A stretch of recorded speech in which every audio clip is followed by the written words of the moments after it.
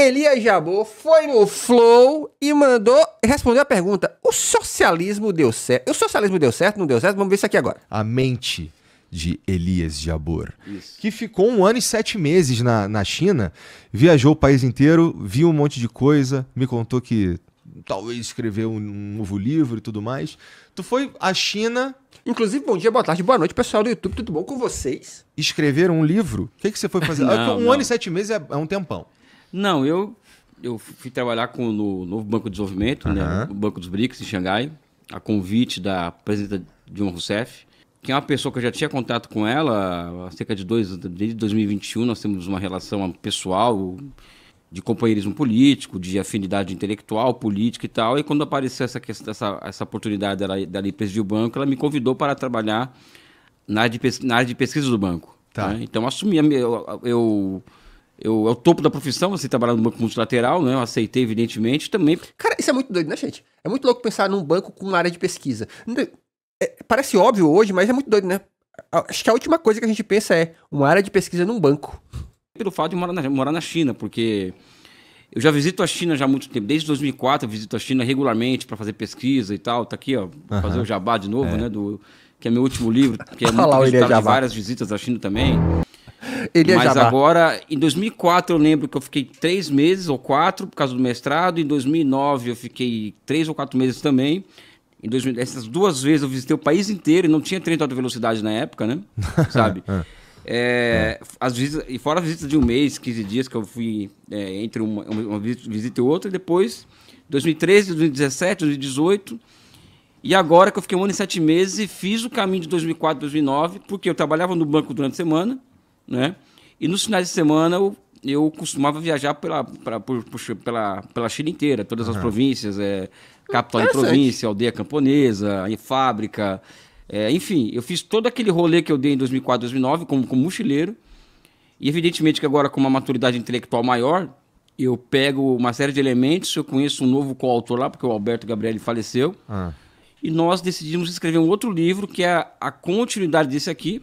Esse aqui continua muito atual, mas estar na China me proporcionou entregar um material com muito mais profundidade, né?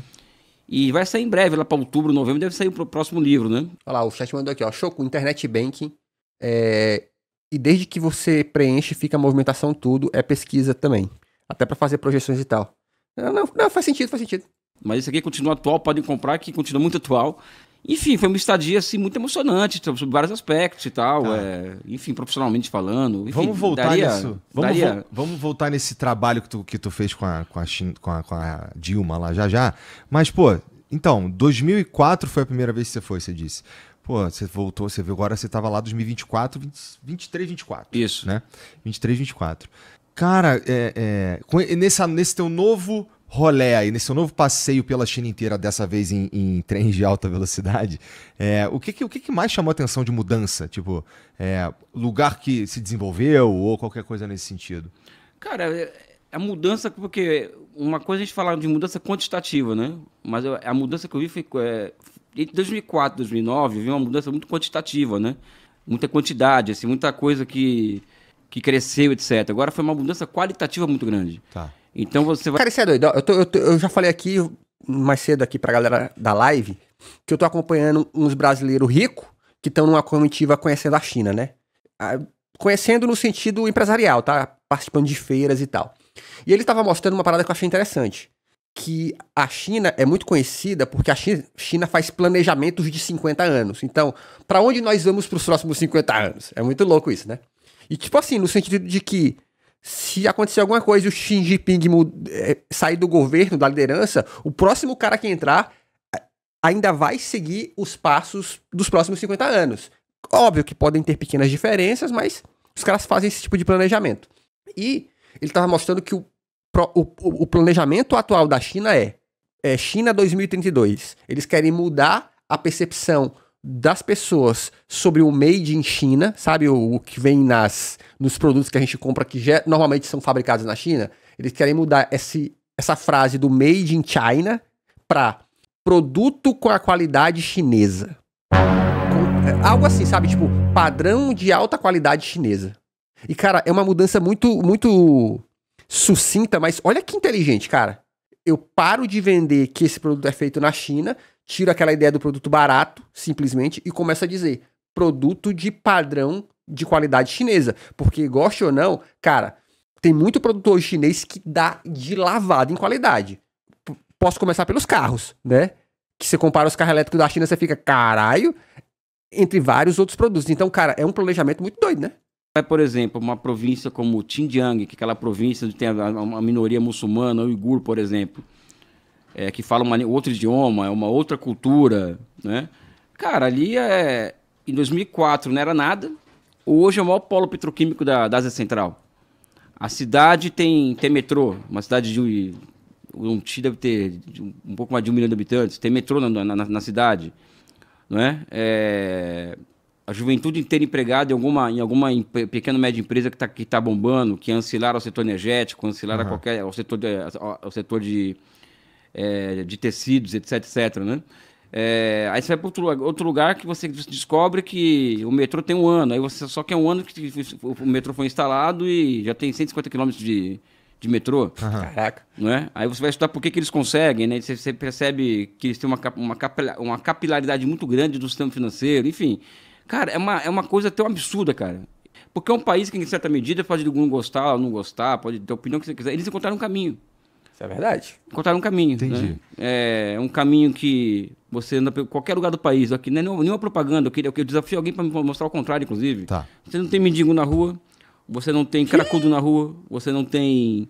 No Catar também não tem mendigo, não, mas é por outros motivos. Né? Polícia na rua enfiando o cacete do povo. Aí eu falar, sabe o que me dá ranço? A galera que vai pra China e fica, olha a quantidade de câmeras, olha quantas câmeras tem aqui. Porque as câmeras do governo, eu fico, ai, que chatice isso. Você respira não somente estabilidade social, mas você respira prosperidade. O chinês hoje, um jovem, ele não quer ser youtuber como americano, ele quer ser um astronauta, quer ser um cientista. Você percebe uma sociedade que ela está em volta de contradições, como, por exemplo, a questão ambiental, que é um problema muito sério na China. Só que, ao mesmo tempo, você percebe que o país hoje é amplamente mobilizado para enfrentar esse problema. Tanto é que hoje a indústria que puxa a 4ª revolução industrial na China, uma nova etapa da revolução técnico-científica, é a indústria verde, né? A indústria de energias limpas, né? Quando o transporte de alta velocidade é uma coisa muito impressionante, são 20 anos, foi em 2009 também, né? Não tinha trem de alta velocidade, agora tem 45 mil quilômetros, ou seja, tem mais... Cara, eu vou falar pra você, chat, isso é uma coisa que sempre me impressiona, sabia? Essa parada de trem de alta velocidade. Às vezes que eu vejo o vídeo mostrando o trem-bala passando no Japão, cara, é um negócio que me choca. Cara, é uma viagem, né, que demora horas num transporte normal e os caras vai minutos, porque o trem vai... num tiro, mano. É muito louco, né? A primeira vez que eu vi reportagem mostrando as tecnologias desse trem de alta velocidade, que faz com que eles usam magnetismo, né? Então o trem ele não fica em atrito com o trilho o tempo inteiro. Ele literalmente fica flutuando. Cara, isso é muito doido, mano. Tem 2 vezes mais do que o resto do mundo inteiro junto, né?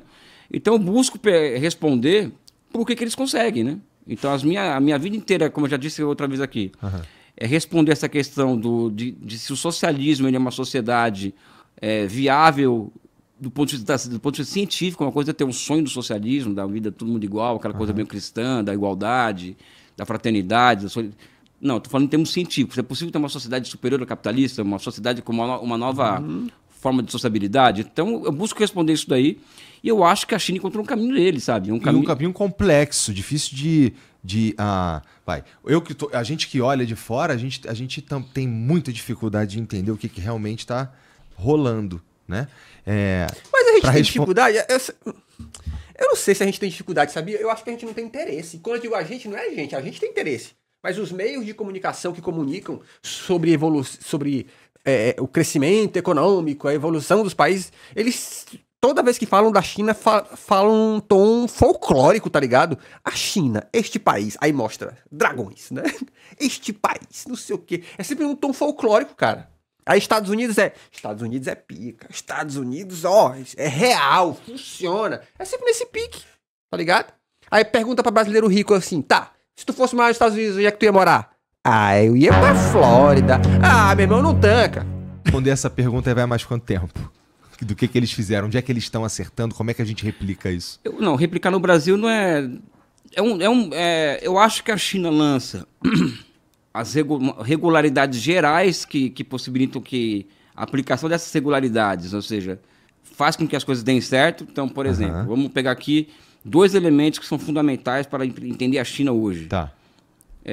3, né? Primeiro, um poder político estável. Tá? Eles fizeram uma revolução em 49 e essa revolução desatou todos os nós políticos e institucionais para que a China alcançasse o ponto que ela chegou hoje, após 75 anos. Ao lado disso, o setor público ele é dominante na produção, ou seja, a propriedade pública dos meios de produção ela é dominante no que é fundamental na China, e os bancos são públicos. Né? Então, por exemplo, o banco público ele cria moeda que é uma moeda que é criada pelo Estado, que essa moeda vai para uma empresa estatal, um conglomerado estatal, que tem que retornar para a sociedade essa emissão monetária, né, com bens e serviços. Né? Isso é praticamente impossível no capitalismo hoje. Por quê? Porque hoje no capitalismo, a grande parte do setor privado da economia, né, das grandes empresas privadas, elas estão orientadas a o quê? A financiarização. É ganhar dinheiro com derivativo, é ganhar dinheiro com especulação imobiliária, é ganhar dinheiro com títulos da dívida pública e cada vez menos investindo. E isso explica, em certa medida, o quê?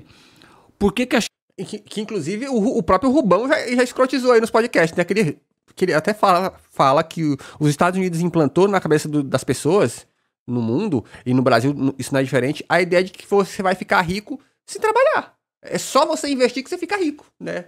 A China é um país tão dinâmico, um país que está alcançando rapidamente para novos patamares no nível de inovação tecnológica. Então eles estão alcançando os Estados Unidos muito rapidamente, todos os setores possíveis e imagináveis. Por quê? Mesmo com todos os bloqueios. Aliás, até por causa dos bloqueios, inclusive os bloqueios, as tarifas, o bullying tecnológico, foi um fator de mobilidade.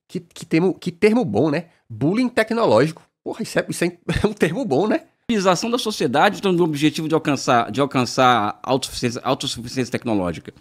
Enquanto que os americanos, como é uma sociedade altamente financiarizada, ou seja, hoje a geração de riqueza nos Estados Unidos é muito baseada na finança e não na produção de bens, de serviços e mesmo de inovação tecnológica, né? Então o processo dos Estados Unidos de inovação é muito mais lento que na China. Né? E tem muito na frente ainda, mas a China está fazendo assim, ó, não é? Tá aí, mais uma vez, Elias Jabbour trazendo informações sobre La China. Se inscreve nesse canal, aqui tem vídeo todo dia, digo de segunda a sexta. Beijos e tchau, obrigado.